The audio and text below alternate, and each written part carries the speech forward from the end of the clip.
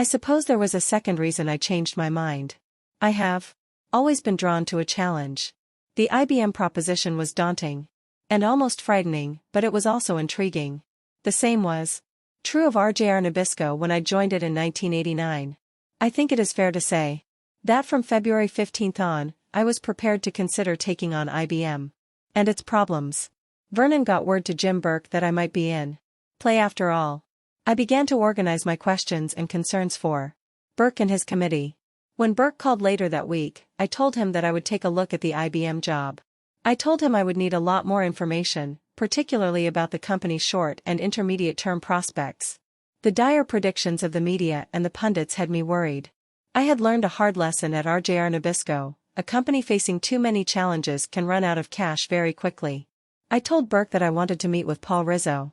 Paul had been an executive at IBM in the 1980s. I had met him on several occasions and admired him greatly. He had retired from IBM in 1987 but had been called back by the IBM Board of Directors in December 1992 to work with John Akers to stem the decline of the company. I told Burke during that February phone call that I wanted to go over the budget and plans for 1993 and 1994 with Rizzo. Jim moved quickly, and on February 24, at the Park Hyatt Hotel in Washington, D.C., where I was attending a meeting of the Business Council, I broke away for an hour and a half to meet secretly with Paul in my hotel room. He had brought me the current financials and budgets for the company. The discussion that ensued was very sobering. IBM's sales and profits were declining at an alarming rate. More important, its cash position was getting scary. We went over each product line. A lot of the information was difficult to evaluate. However, Paul clearly underscored the make-or-break issue for the company. He said that mainframe revenue had dropped from $13 billion in 1990 to a projection of less than $7 billion in 1993, and if it did not level off in the next year or so, all would be lost. He also confirmed that the reports in the press about IBM pursuing a strategy of breaking up the company into independent operating units was true. I thanked Paul for his honesty and insight and promised to treat the material with total confidentiality. When he left the room, I was convinced that, on the basis of those documents, the odds were no better than 1 in 5 that IBM could be saved and that I should never take the position. A consumer products company has long-term brands that go on forever. However, that was clearly not the case in a technology company in the 1990s. There, a product could be born, rise, succeed wildly, crash, disappear, and be forgotten all within a few years. When I woke up the next morning, I was convinced IBM was not in my future. The company was slipping rapidly, and whether that decline could be arrested in time, by anyone, was at issue. Still, Jim Burke would not give up. His persistence may have had more to do with a growing desperation to get anyone to take this job than it did with a particular conviction that I was the right candidate. I wondered at this point if he was just trying to keep a warm body in play. 2 weeks later I was back in Florida for a brief vacation. Burke and Murphy insisted on a meeting to pursue the issue one last time.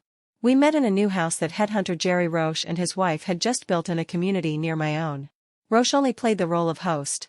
In his new living room, it was Burke, Murphy, and me alone. I remember that it was a long afternoon.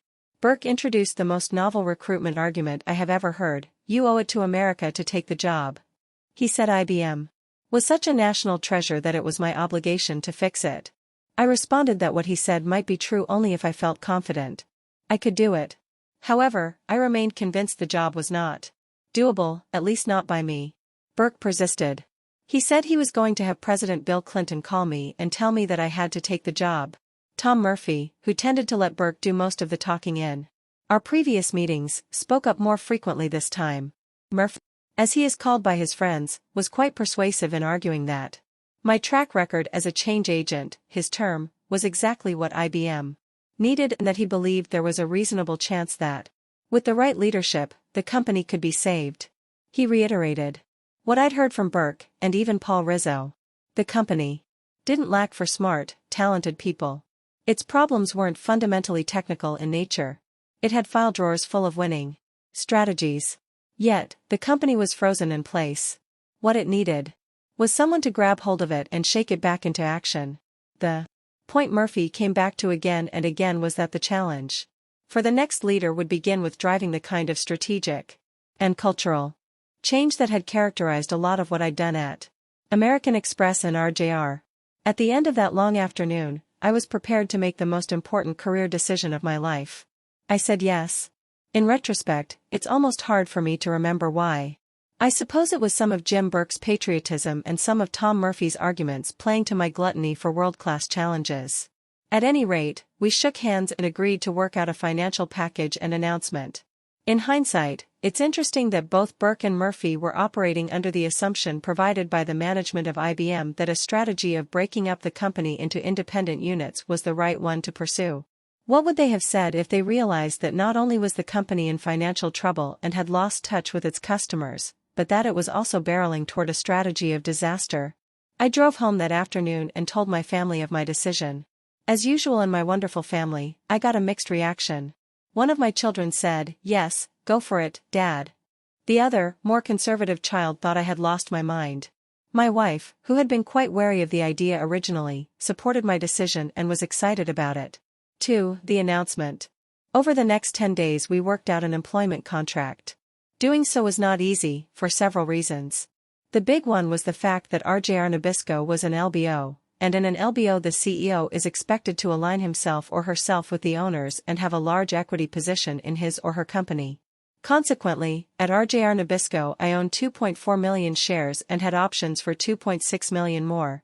In IBM, stock ownership was a de minimis part of executive compensation. The IBM board and human resources, HR, bureaucracy apparently did not share the view that managers should have a significant stake in the company.